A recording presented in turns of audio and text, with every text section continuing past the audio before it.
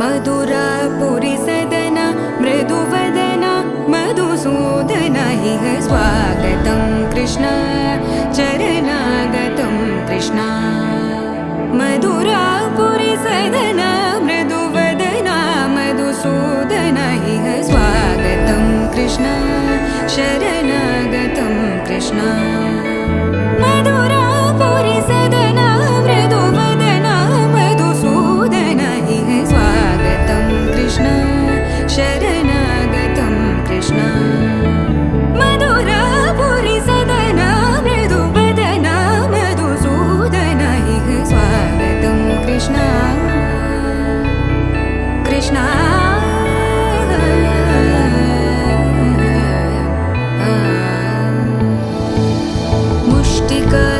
मुष्टिकासूरचानूरमल्ल मल्लविशारद Madhusudan